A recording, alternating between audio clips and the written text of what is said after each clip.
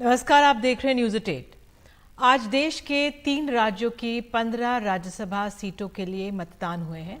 सबसे ज्यादा 10 सीटें उत्तर प्रदेश की हैं, कर्नाटक की 4 और हिमाचल प्रदेश की 1 राज्यसभा सीट के लिए वोट पड़े। हिमाचल प्रदेश में बीजेपी ने दावा किया है कि वो जीत गई है।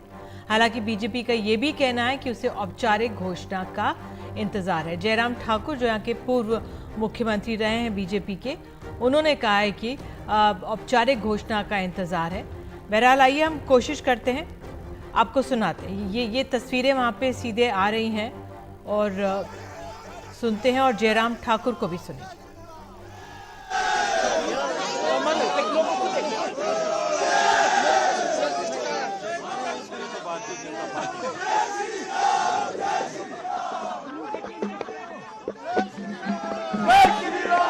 जय श्री राम।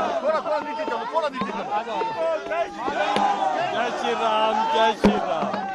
हेलो।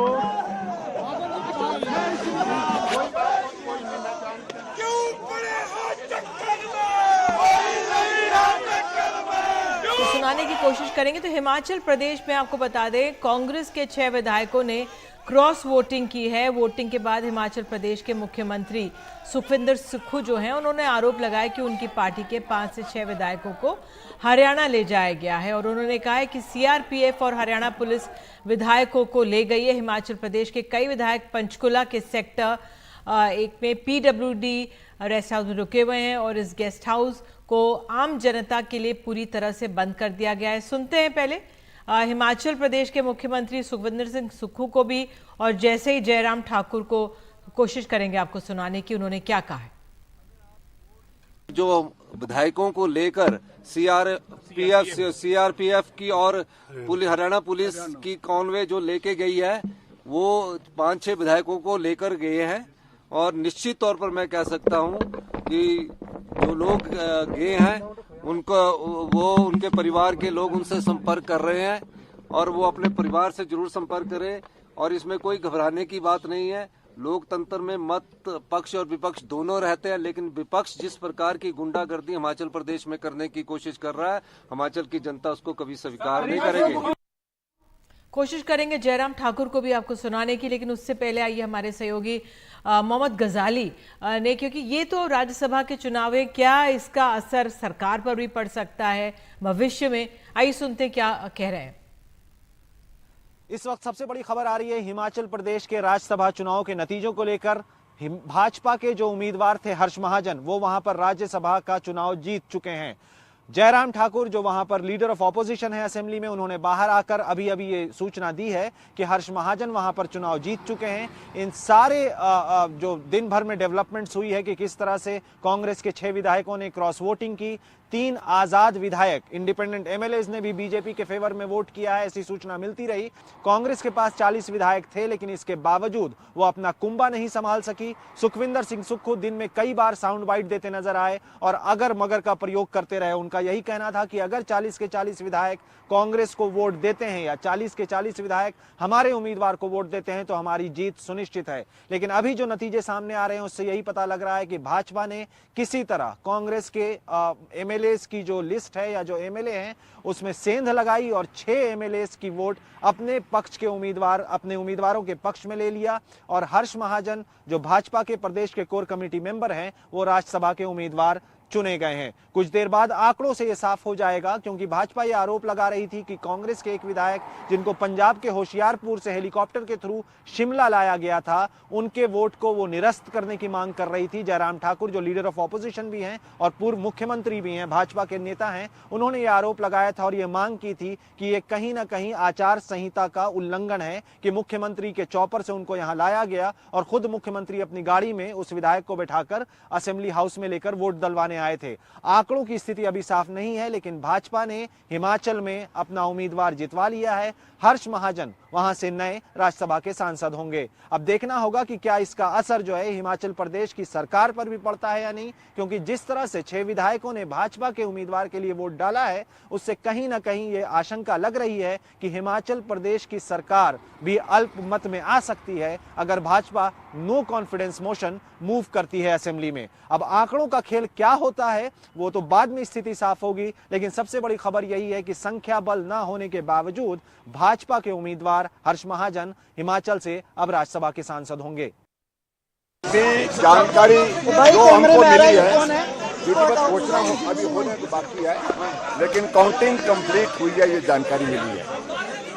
और बराबर वोट 34-34 होने के पश्चात जो जानकारी है उसका हम इंतजार कर रहे हैं कि पोस्टल बैलेट बराबर हुए और उसके बाद एक वोट से जीत हुई है। जो डाला गया, जो पर्ची के माध्यम से वहां पर रिजल्ट डिक्लेयर करने की बात कर रही है। क्या भाजपा के कैंडिडेट जीत गया सर? जी जी, अभी टॉस यानी कि टॉस या पर्ची से किया जाएगा? हाँ बिल्कुल, अभी ड्रॉ हुआ है यानी कि 34-34 अभी टॉस, अभी रिजल्ट विधिवत घोषणा होने वाली है, लेकिन उसके साथ साथ में मुझे जो जानकारी मिली है उसके मुताबिक। तो ये महत्वपूर्ण है जिस तरह से जयराम ठाकुर कह रहे हैं कि 34 वोट आए हैं, यानी कि एक तरह से टाई है, और इसमें से कैसे जो उम्मीदवार कौन जीता ये अपने आप में वो कह रहे हैं आधिकारिक तौर पर साफ होना चाहिए, क्योंकि जिसका नाम की पर्ची निकलती है वो निरस्त हो जाता है और जिनका नाम रह जाता है अंदर वो जीते गए बताए जाते हैं।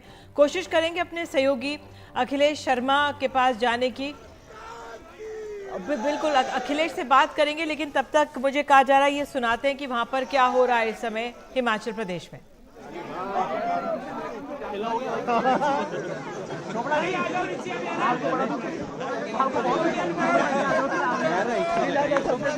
आगे जाओ आगे जाओ।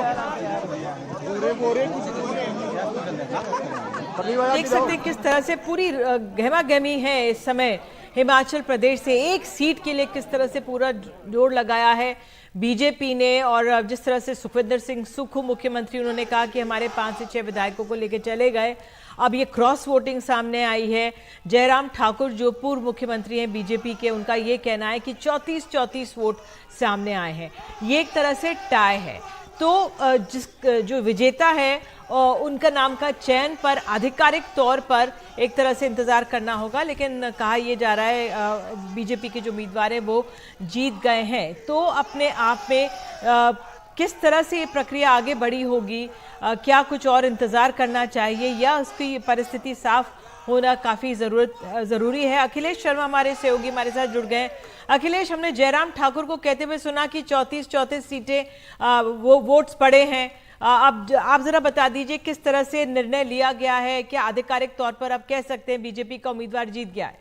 देखिए, अभी तक आधिकारिक तौर पर ऐलान नहीं किया गया है, आधिकारिक घोषणा का इंतजार है, लेकिन दोपहर में ये जानकारी मिल गई थी कि दोनों ही उम्मीदवारों को, हर्ष महाजन जो कि बीजेपी के उम्मीदवार थे और अभिषेक मनु सिंघवी कांग्रेस के, दोनों को ही 34 वोट पड़े, यानी ये टाई हुआ था। कि दोपहर में जानकारी मिली थी और अभी जो खबरें मिल रही है सूत्रों के हवाले से, उसमें यह कहा जा रहा है कि इस टाई के बाद जो नियम होता है चुनाव आयोग का राज्यसभा के चुनाव में, इसके बाद ड्रॉ होता है और इसमें जो दोनों ही नाम होते हैं उनके नामों की पर्चियाँ एक डिब्बे में डाली जाती है और जो पर्ची निकाली जाती है इसका नाम आता है, वो हारा हुआ उम्मीदवार माना जाता है। तो इसमें यह बताया गया है कि हर्ष महाजन इस पद्धति से विजयी घोषित हुए हैं। हालांकि अभी औपचारिक घोषणा होनी बाकी है। जयराम ठाकुर जो कि नेता प्रतिपक्ष हैं, उन्होंने दावा किया है कि हर्ष महाजन ये चुनाव जीत गए हैं। और बड़ी बात यह है कि बीजेपी के पास नंबर्स नहीं थे। 68 विधायकों की विधानसभा है हिमाचल प्रदेश में। अभी कांग्रेस पार्टी के पास 40 विधायक है और 3 निर्दलीयों का समर्थन भी उन्हें हासिल था। बीजेपी के पास केवल 25 विधायक थे। इसके बावजूद 34 वोट बीजेपी के उम्मीदवार के पक्ष में मिले, यानी 9 वोट एक्स्ट्रा उनको मिले हैं। इसमें 6 कांग्रेस के जो विधायक हैं उन्होंने क्रॉस वोटिंग की और जो 3 इंडिपेंडेंट सुखविंदर सिंह सुक्खू सरकार को समर्थन कर रहे थे, उन्होंने भी बीजेपी के उम्मीदवार के पक्ष में वोट डाला। तो इस तरह से 34 वोट बीजेपी के उम्मीदवार को मिले और 34 ही वोट अभिषेक मनु सिंघवी को मिले। और उसके बाद जैसा हमने कहा है कि ड्रॉ हुआ और ड्रॉ के हिसाब से हर्ष महाजन जो है वो विजयी घोषित किए गए। तो ये, लेकिन ये हिमाचल प्रदेश की कहानी का एक हिस्सा है। दूसरा बड़ा हिस्सा ये हो रहा है कि जयराम ठाकुर ने कहा है कि चूंकि कांग्रेस पार्टी का उम्मीदवार हारा है, लिहाजा मुख्यमंत्री सुक्खू को मुख्यमंत्री पद से इस्तीफा देना चाहिए। इससे कुछ ही देर पहले सुक्खू ने आरोप लगाया था कि 5 से 6 जो कांग्रेस के विधायक हैं इनको हरियाणा में पंचकुला ले जाया गया। हालांकि अभी जानकारी आ रही कि वहां से उन्हें वापस हिमाचल प्रदेश भेजा जा रहा है, लेकिन बजट सत्र चल रहा है हिमाचल प्रदेश विधानसभा का। और ऐसे में अब बीजेपी यह तय करेगी ये नतीजा आने के बाद कि क्या जो सुक्खू सरकार उसके खिलाफ अविश्वास प्रस्ताव लाया जाए या ना लाया जाए, क्योंकि 6 विधायक जो हैं वो पाला बदल चुके हैं, ये बिल्कुल साफ दिखाई दे रहा है। तो उनकी नाराजगी केवल राज्यसभा चुनाव तक सीमित थी या फिर वो सरकार को हटाना चाहते हैं, ये एक बड़ा प्रश्न रहेगा। और इसी के बाद बीजेपी अपनी रणनीति तय करेगी। ये कहा जा रहा है कि क्योंकि 29 तक ये सत्र चल रहा है, तो उससे पहले बीजेपी अविश्वास प्रस्ताव भी ला सकती है। बिल्कुल बिल्कुल अविश्वास प्रस्ताव भी ला सकती है। संकट में है कांग्रेस की जो उत्तर भारत में ये एक सरकार है हिमाचल प्रदेश में। बहरहाल आगे बढ़ते हैं, आपको बता दें उत्तर प्रदेश में राज्यसभा की 10 सीटों के लिए आज वोट डाले गए। 11 उम्मीदवार मैदान में रहे। बड़ी संख्या में समाजवादी पार्टी के विधायकों ने क्रॉस वोटिंग की है। समाजवादी पार्टी ने काउंटिंग से पहले आपत्ति जताई थी, दोनों आपत्ति खारिज कर दी गई। सभी वोट जो है वैध पाए गए हैं। और आइए सुन लेते हैं क्रॉस वोटिंग करने वाले विधायक। आइए सुनते हैं पहले इन नेताओं को। संघर्ष करे कार्यकर्ता, बूथ पे लड़ाई लड़े कार्यकर्ता, जेल जाए कार्यकर्ता, सजा खाए कार्यकर्ता, पुलिस की लाठी खाए कार्यकर्ता। और जब राज्यसभा देने की बात आवे तो कार्यकर्ता को छोड़ के जिनका पार्टी के लिए कोई संघर्ष नहीं है, जिनका पार्टी के लिए कोई योगदान नहीं है, राज्यसभा उनको दे दिया जाए तो ये कैसे बताइए, कैसे बर्दाश्त हो सकता है? आपकी आपत्ति जया बच्चन, आलोक रंजन जी के नाम पर ही है। आप स्वयं देख लीजिए इनका क्या योगदान है पार्टी के लिए। लगातार राज्यसभा, लगातार फिर एक नया आदमी राज्यसभा। पिछली राज्यसभा कपिल सिब्बल जी को दी गई और जैन जी को दी गई जो छोड़ के चले गए। तो इस तरह से काम कैसे पार्टी में चलेगा? वोट देना था, हमने वोट दिया। वोट दे करके जो देखने के लिए अधिकृत था उसको हमने अपना वोट दिखा दिया। अब वो अगर उस चीज़ को हम किसी और बताते हैं तो वो अवैधानिक होता है।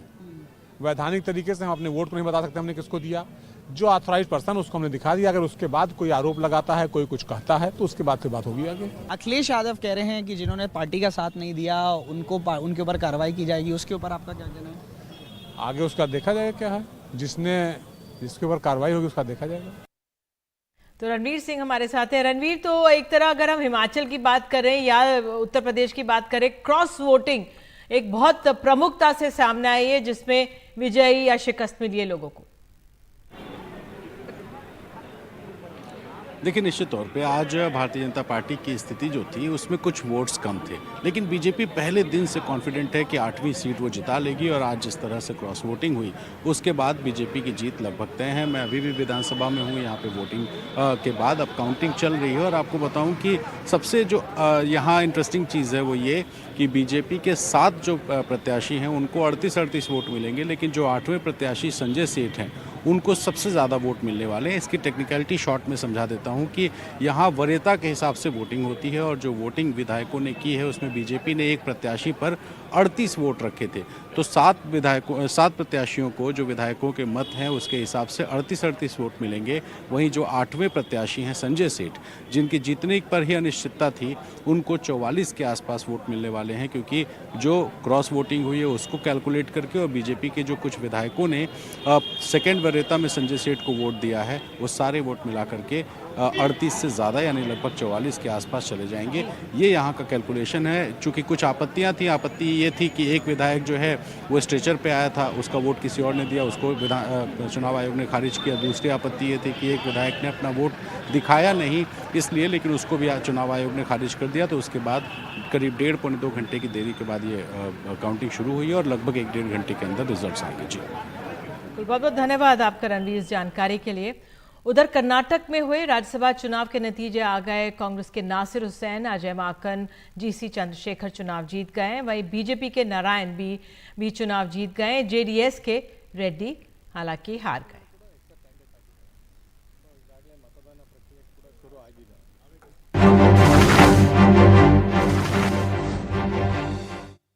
तो हिमाचल में राज्यसभा चुनावों पर आइए सीधे चलते हैं। प्रेस कॉन्फ्रेंस हो रही है कांग्रेस की, सुनते हैं। Secondly, I would like to thank profusely, starting from the Honourable Chief Minister, each and every MLA, most of whom are now in this room, the office bearers of the Congress Party, each one of them for having tried their best, worked hardest, been highly cooperative.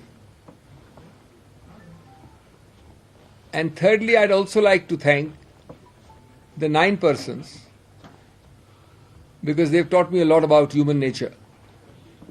Its fickleness or its resoluteness. They've taught us a lot because they supped with us. In the biblical terms, it's called supping with us. Dinner, drinks, and photography till 11 o'clock last night.